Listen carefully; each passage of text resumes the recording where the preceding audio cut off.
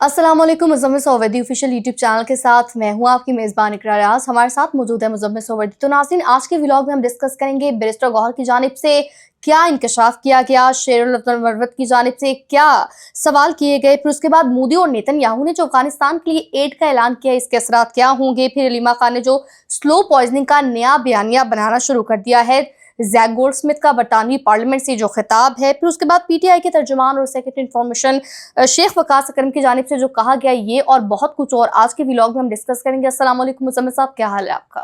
वालेकुम सलाम। बिल्कुल ठीक, आप सुनाएं, कैसी तबीयत है आपकी? मैं ठीक, अल्लाह पाक का शुक्र है सर। आई एम श्योर कि हमारे नाज़रीन भी खैरियत से होंगे। मुज़म्मिल साहब, एक के बाद एक होशरुबा इंकशाफात हो रहे हैं। सबसे पहले बात करेंगे बैरिस्टर गौहर की जानिब से, तो आप इस इंकशाफ को कैसे देखते हैं? देखिए, अलीमा खान ने एक दिन पहले कहा कि जो मोहसिन नकवी के साथ बातचीत हुई, हमें तो उसका इल्म नहीं है जो बैरिस्टर गौहर ने की। उन्होंने कहा जी मोहसिन नकवी ने टीवी पे बताई तो हमें पता लगी, और वैसे तो हमें नहीं पता क्या बातचीत होती रही है और मोहसिन नकवी के साथ इनकी और पार्टी गद्दार है। बैरिस्टर गौहर ने आज उसका ये जवाब दिया है कि मोहसिन नकवी के साथ और जो इस्टेब्लिशमेंट के साथ इमरान खान की सेहत पर कॉन्फ्रेंस कॉल हुई थी, उस कॉन्फ्रेंस कॉल में बैरिस्टर गौहर के साथ सुहेल अफरीदी मौजूद थे और सारी बातचीत सुहेल अफरीदी के साथ हुई थी। दरअसल बैरिस्टर गौहर ने अलीमा खान को कहा है कि जो बगल बच्चा सुहेल अफरीदी आपने पाला हुआ है और आपने अपने साथ बिठाया हुआ है और हमें गालियां दे रही हैं, आपका ये बगल बच्चा सुहेल अफरीदी इस्टेब्लिशमेंट के साथ ऑन बोर्ड था इमरान खान के इलाज पर। जो भी इलाज हो रहा था, जो भी मेडिकल बोर्ड बन रहा था, जो भी था, उस पर सुहेल अफरीदी ऑन बोर्ड था। और ये वो वक्त था जब सुहेल अफरीदी ने केपी की सड़कें बंद की हुई थी और एस्टेब्लिशमेंट जो है वो बात कर रही थी। मेरे ख्याल में वो जिसे कहते हैं ना कि चपेड़ वापस मुंह पे मारना, आज बैरिस्टर गौहर साहब ने अलीमा खान के मुंह पर वापस चपेड़ मारी है कि आप हम पे इल्ज़ामात ना लगाएं। आपका बगल बच्चा सुहेल अफरीदी इस्टेब्लिशमेंट के साथ ऑन बोर्ड था और जो बात भी मैंने की है वो सुहेल अफरीदी के साथ कॉन्फ्रेंस कॉल में की है और वो मुत्तफिक था, उसकी कंसेंट से की है, उसकी मर्जी से की है, उसने रजामंदी दी है तो की है। अब जो सारी खबरें आ रही हैं वो ये है कि एस्टेब्लिशमेंट ने बैरिस्टर गौहर और सुहेल अफरीदी को इमरान खान के इलाज पर मुकम्मल ऑन बोर्ड लिया, कॉन्फ्रेंस कॉल भी हुई, सब कुछ हुआ। नहीं मानी तो अलीमा खान इलाज के ऊपर कोई नहीं मानी। इस पे ये लगता है कि पीटीआई भी ये मानी कि अलीमा खान को इलाज से कोई गर्ज नहीं है, उन्हें सियासत से गर्ज है। वो सेहत पर सियासत करने में ज़्यादा इंटरेस्टेड थी, इमरान खान के इलाज में ज़्यादा इंटरेस्टेड नहीं थी। जबकि दूसरी तरफ जो पीटीआई की क़यादत थी, बैरिस्टर गौहर, सुहेल अफरीदी वगैरह, उन्होंने इलाज की को तरजीह दी और सियासत को तरजीह नहीं दी। ये फ़र्क अब सामने आया है बैरिस्टर गौहर के ऐलान के बाद। या तो अब सुहेल अफरीदी कहना कि मैं मौजूद नहीं था उस कॉल पे, और अगर वो मौजूद था और सब कुछ माना है तो फिर उसने अलीमा खान को नहीं बताया। वो रोज तो अलीमा खान के साथ बैठा होता है, तो उसने बताया क्यों नहीं अलीमा खान को? इसका मतलब है अलीमा खान को सब कुछ पता था।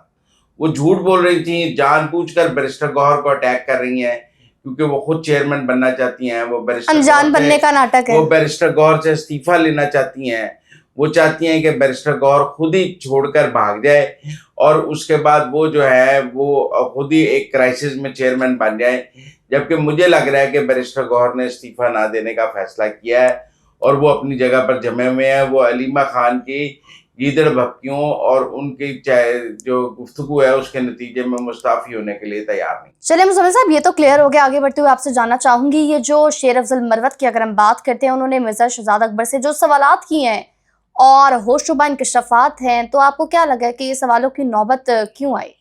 नहीं, देखिए, उन्होंने कोई ज़्यादा बड़ी बात नहीं की है। उन्होंने जो बात की है वो सबको पता है। उन्होंने कहा है कि जो शहजाद अकबर हैं, इन्होंने और फैज़ हमीद ने मिलकर मलक रियाज से पैसे लिए वो 190 मिलियन पाउंड का उनका केस क्लियर कराने के। उन्होंने कहा कि फैज़ हमीद ने 8 अरब और जबकि शहजाद अकबर ने 5 अरब रुपए लिए। अब उसमें से इमरान खान को कितने दिए मैं वो बात नहीं करता, लेकिन ये बात तो ठीक है ना कि जब लंदन में मलक रियाज के घर गए थे ब्रीफ केस लेके शहजाद अकबर साहब, تو ان کی ویڈیو فوٹیج آئی تھی، وہ ملک ریاض سے رابطے میں تھے. یہ بھی ٹھیک ہے کہ لندن میں جو ان کی رہائش گاہ ہے اس کے اوپر ملک ریاض کا کلیم ہے، اور وہ کہتے ہیں کہ انہوں نے اس کی، شیر عبد المروت نے بھی کہا ہے کہ اس گھر پر جزوی جو ادائیگی ہے وہ ملک ریاض نے کی ہوئی ہے. تو ملک ریاض کا بھی کلیم ہے، ان کا ملک ریاض سے اس وقت ایک ڈسپیوٹ بھی چل رہا ہے.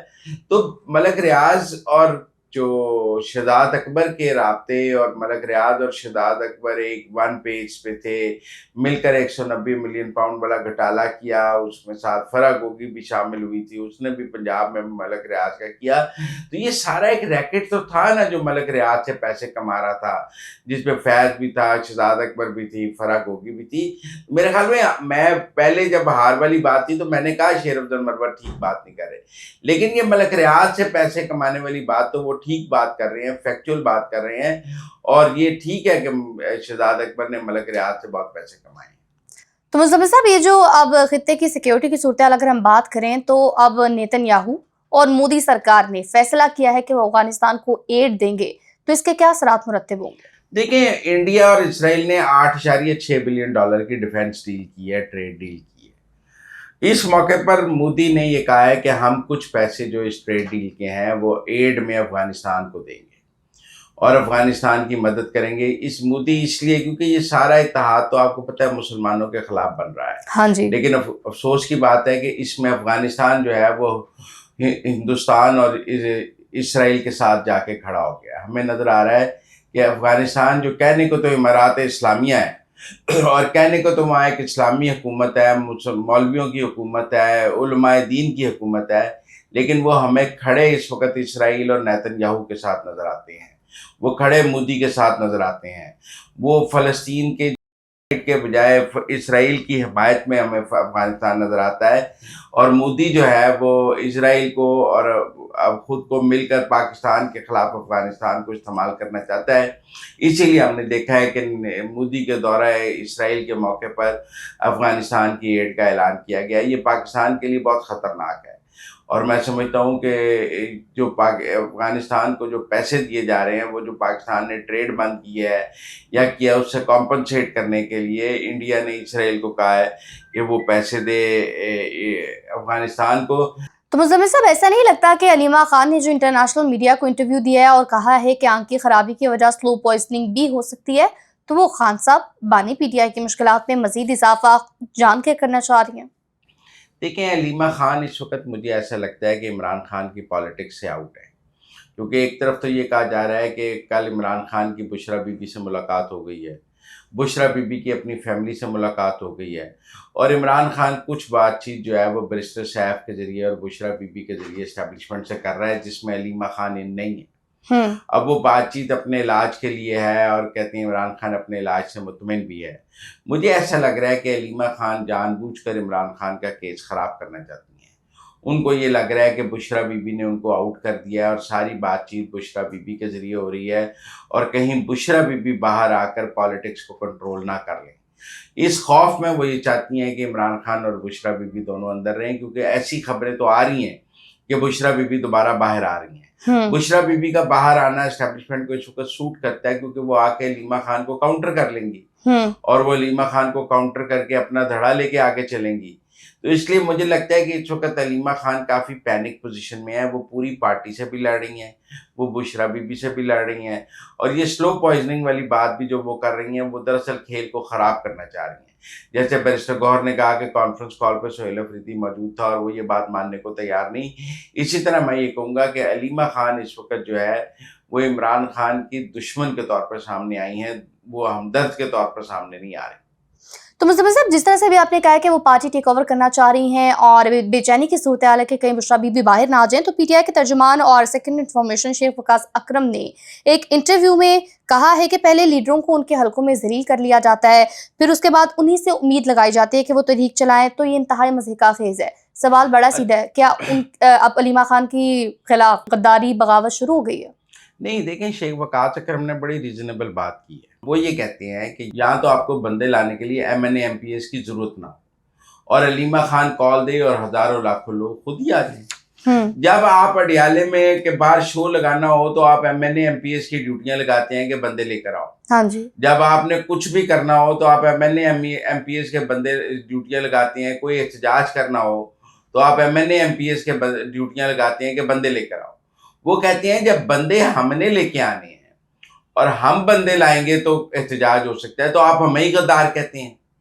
جب آپ ہماری ڈیوٹیاں لگاتے ہیں کہ اڈیالے بندے لے کے آؤ, کوئی علیمہ کی کال پہ خود ہی لوگ تو ہزاروں لاکھوں نہیں آ جاتے. کسی احتجاج میں خود ہی عوام تو نہیں نکل آتی. یہ بیچارے MP MNA لے کے آتے ہیں. وہ کہتے ہیں ہم غدار بھی ہیں اور ہم احتجاج کے لیے بندے بھی نکالتے ہیں. تو آپ سارا ہفتہ میں غدار کہتی ہیں اور منگل والے دن کہتی ہیں بندے لے کے آ جاؤ. تو یہ تو ایک مذاقہ خیز بات ہے. یہاں تو آپ کو MNA MPs کی ضرورت ہی نہ ہو اور آپ کہیں کہ ہمیں احتجاج کے لیے MNA MPs کی ضرورت نہیں ہے. یہ ہمارا اور عوام کا معاملہ ہے. MNA MPs کی ضرورت ہی نہیں ہے. ایک طرف آپ MNA MPs کی منتیں کرتے ہیں کہ احتجاج میں آؤ, ان کے نام لکھتے ہیں کہ یہ آ گیا یہ نہیں آ گیا. کیونکہ لوگ نہیں آتے, عوام نہیں آتے, تو آپ MNA MPs کے ذریعے لوگوں کو لانے کی کوشش کرتے ہیں. میرے خیال میں شیخ وقاص اکرم کا گلہ بالکل جائز ہے. بیرسٹر گوہر نے بھی آج سارے MNAs کی سائیڈ لی ہے. سر ایک منٹ, ابھی جس طرح آپ نے بیرسٹر گوہر کا ذکر کیا ہے اور آپ نے کہا کہ شیخ وقاص اکرم بالکل ٹھیک کہہ رہے ہیں, تو اب کیا بیرسٹر گوہر کا کوئی مستقبل ہے یا نہیں, کیونکہ وہ تو کل اپنی صفائیاں پیش کر رہے تھے. دیکھیں, علیمہ خان چاہتی ہیں اس وقت کہ بیرسٹر گوہر استعفیٰ دے دے اور بھاگ جائے. بیرسٹر گوہر ابھی تک تو کھڑا ہے, روز علیمہ خان اس کی بےزتی کر رہی ہے, پارٹی کی سپورٹ ہے. آج اس نے کہا ہے کہ میرے MNAs جو ہیں وہ مجھے اپنے MNAs پر فخر ہے, کیونکہ میرے MNAs کو توڑنے کے لیے اسٹیبلشمنٹ نے بہت زور لگایا ہے اور وہ عمران خان کے ساتھ کھڑے رہے ہیں. تو مجھے اس کا مطلب ہے وہ پارٹی کے MNAs MPs کو اپنے ساتھ لا رہے ہیں. بیرسٹر گوہر ان کے وکیل بن رہے ہیں, ان کو بتا رہے ہیں کہ میں آپ کے ساتھ کھڑا ہوں. تو اگر پارلیمانی پارٹی کی اکثریت بیرسٹر گوہر کے ساتھ ہوئی تو پھر علیمہ کا کچھ نہیں, اور اگر زیادہ MNA MPs علیمہ کے ساتھ آ گئے تو بیرسٹر گوہر کا کچھ نہیں. اس میں دیکھنا یہ ہے کہ بشرا کی انٹری کب ہوتی ہے. بشرا بھی آ کر کب اپنا دھڑا اناؤنس کرتی ہیں, تب ہی کھیل بدلے گا. مزمل صاحب, یہ جو زیک گولڈ سمتھ کی جانب سے برطانوی پارلیمنٹ میں خطاب کیا گیا ہے, کہا گیا ہے کہ جو خان صاحب ہیں ان پر ظلم ہو رہا ہے تو برطانیہ اپنے امداد پر نظر ثانی کرے, تو کیا برطانیہ کی جانب سے ایسا کوئی اقدام اٹھایا جا سکتا ہے؟ نہیں, زیک گولڈ سمتھ کی اتنی وہاں پولیٹیکل ورتھ نہیں ہے کہ اس کی ایک تقریر کے نتیجے میں برطانیہ کی پالیسی بدل جائے. زیک گولڈ سمتھ جو ہے وہ حکمران جماعت سے بھی تعلق نہیں رکھتا, اور زیک گولڈ سمتھ کوئی وہاں برطانیہ کا کوئی پاپولر پولیٹیشین بھی نہیں ہے. میں نہیں سمجھتا کہ زیک گولڈ سمتھ کی تقریر کو ہمیں کوئی غیر ضروری اہمیت دینی چاہیے. گفتن شدیداً برخاستن ہے, اس نے اپنا حصہ ڈالا ہے. جمائمہ کو کہا ہے یا اپنے اس کے بھانجوں کو کہا ہے کہ میں نے آپ کے لیے باپ کے لیے تقریر کی ہے. اس کی تقریر کا کوئی پولیٹیکل امپیکٹ مجھے نظر نہیں آتا. مجھے نہیں نظر آتا کہ اس کی تقریر کے نتیجے میں کوئی برطانیہ عمران خان کی رہائی کے لیے کام کرے گا یا کوئی برطانیہ عمران خان کو لے جانے کی بات کرے گا. میرے خیال میں برطانیہ کا اس معاملے سے کوئی تعلق نہیں ہے. زیک گولڈ سمتھ کی تقریر ان کی انفرادی تقریر ہے, اس کو ہمیں برطانیہ کے تناظر میں نہیں دیکھنا چاہیے. تو مزمل صاحب, عمران ریاض خان صاحب کی اگر ہم بات کریں تو وہ پہلے کہتے تھے الیکشن سے پہلے کہ جب ٹرمپ صاحب آئیں گے تو خان صاحب کی رہائی پکی ہے. اب وہ کہتے ہیں کہ ٹرمپ صاحب جب جائیں گے تو خان صاحب کی رہائی پکی ہے. تو کیا لاجک ہے؟ بس یہ امیدیں ہیں نا جی, پہلے ٹرمپ کے آنے پہ امیدیں تھیں, اب ٹرمپ کے جانے پہ امیدیں. وہ ٹرمپ نے تو کہہ دیا تیسری دور صدارت بھی ہے. اچھا, تو میرے خیال میں ٹرمپ کے جانے کی اب وہ جب بات کر رہے ہیں تو ٹھیک ہے, ٹرمپ 2025 میں آیا ہے تو 2030 میں جائے گا, تو 2030 تک تو پھر عمران خان کی رہائی کا کوئی چانس نہیں ہے. اگر ٹرمپ کے جانے کے بعد ان کو امید ہے کہ کوئی نئی حکومت آئے گی, وہ عمران خان کو رہا کرائے گی, اور نیا کوئی امریکی پریزیڈنٹ آئے گا, وہ عمران خان کی رہائی کے لیے دباؤ ڈالے گا, تو فی الحال وہ ٹرمپ سے نا امید ہے. اور ابھی ٹرمپ کے تو آپ کو پتہ ہے 3 سال پڑے ہیں, 3-3.5 سال پڑے ہیں, تو میرے خیال میں پھر فی الحال تو ہم 3 سال خاموشی سمجھیں. قتل کیس میں نامزد فیصل شفقت بھٹی مبینہ طور پر CCD کے مقابلے میں ہلاک ہوئے ہیں. کیا یہ ایک اور ماورائے قانون قتل ہے؟ دیکھیں, فیصل شفقت بھٹی نے اپنی ویڈیو بینکاک ایئرپورٹ سے اپلوڈ کی کہ میں گرفتاری دینے آ رہا ہوں. یہ درست ہے کہ فیصل شفقت بھٹی نے 13 قتل کیے ہوئے تھے. یہ درست ہے کہ اس نے ایک ہی خاندان کے 7 بندے مارے ہوئے تھے. پھر وہ ملک سے بھاگ گیا تھا, سعودی عرب چلا گیا, بینکاک چلا گیا, اور وہ وہاں کا ایک ڈان سمجھا جاتا تھا. ویسے بھی جنہیں 13 قتل کرتے ہوں نا, وہ ڈان ہی ہو جاتا ہے. لوگ اسے ڈرنے لگ جاتے ہیں کہ اس نے 13 قتل کرتی ہیں. اب وہ آیا ہے اور اس کو اسلام آباد ایئرپورٹ سے CCD نے گرفتار کیا اور پولیس مقابلہ ہو گیا ہے. اس سے پہلے آپ کو پتہ ہے تیفی کا بھی پولیس مقابلہ ہو گیا تھا, اور اس سے ہیومن رائٹس کمیشن کہہ رہا ہے کہ وہ 934 بندے اس طرح مارے گئے ہیں. اب یہ ایک دلچسپ کیس ہے. پبلک اوپینین جو ہے وہ CCD کے حق میں ہے, قانون جو ہے وہ CCD کے خلاف ہے. عوامی رائے یہ ہے کہ ان بدماشوں سے جان چھوٹنی چاہیے. پاکستان کا نظام انصاف ان کو سزا دینے کی پوزیشن میں نہیں ہے. فیصل شفقت پٹی نے رہا ہو جانا سی, بری ہو جانا سی, 13 قتل معاف ہو جانے سی اور اس کی سزا ہی بندی سی. جبکہ دوسری طرف یہ بات ہے کہ وہ کہتے ہیں کہ نہیں, قانون کو اپنا راستہ لینا چاہیے, حکومت کو اس طرح بندے مارنے کا اختیار نہیں ہونا چاہیے. اور میں سمجھتا ہوں کہ نظام یہ ایسے جو ماروائے قتل کیس ہیں یہ پاکستان کے عدالتی نظام پر چپیڑے ہیں کہ آپ پر اب کسی کو اعتبار ہی نہیں رہا. آپ لوگ سمجھتے ہیں عدالت سے انصاف نہیں ہو سکتا, کہ یہ قاتل جو ہے یہ عدالت سے بچ جانا تھا. ایک رائے ہے کہ انہیں فیصل پٹی نے بچ جانا چاہیے, انہیں 13 قتلوں جیسی ضمانت ہو جانی چاہیے, انہیں بری ہو جانا چاہیے. پھر کیا کریں؟ تو میرا مطلب ہے یہ ایک مشکل سوال ہے. اگر آپ مجھے کہیں کہ میں کچھ CCD کے بندے مارنے کے حق میں ہوں, نہیں, لیکن میں یہ بھی سیکھتا ہوں کہ ہمارا نظام انصاف تو کسی مجرم کو سزا دینے کی پوزیشن میں نہیں ہے. تو ایسے میں حکومت کے پاس کیا آپشن ہے؟ میرے خیال میں نظام انصاف کو اپنے آپ کو فعال کرنا چاہیے, اس کو اپنے آپ کو اس قابل کرنا چاہیے کہ وہ اس ملک کے ملزموں کو سزا دے سکے. مزمل صاحب, آخر میں آپ سے جاننا چاہوں گی, وفاقی عین عدالت نے فیصلہ دیا ٹیکس حکام کو بغیر کسی نوٹس کسی بھی وقت چھاپے کا اختیار حاصل ہے, تو کیا اس طرح کے جو وسیع تر اختیارات ہیں وہ معیشت کے لیے خطرہ نہیں سمجھے جانے چاہیے؟ میرے خیال میں اس سے ہراسمنٹ بڑھے گی. ہمارے یہاں FBI ویسے ہی بہت ہراس کرتی ہے, اور میں نہیں سمجھتا کہ FBI کا کوئی ٹریک ریکارڈ اچھا ہے. اب ریکارڈ قبضے میں لینا تو ان کا حق ہونا چاہیے.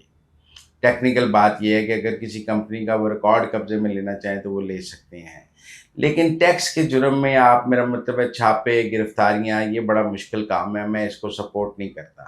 ایک سافٹ ٹیکس رجیم ہونی چاہیے. یہ جو آپ ٹیکس کو پولیس کے طریقے سے ریکور نہیں کر سکتے, مطلب اب آپ FBI کے افسروں کو بھی تھانے دار بنا دیں گے, تو یہ تو کوئی اچھی بات نہیں ہے. میں ویسے اس کو سپورٹ نہیں کرتا. تو ناظرین, اب تک کے لیے اتنا ہی. آپ سے ملاقات ہوگی اگلے ویلاگ میں. چینل کو لائک, شیئر, سبسکرائب کرنا نہ بھولیے گا. اللہ نے کے بعد.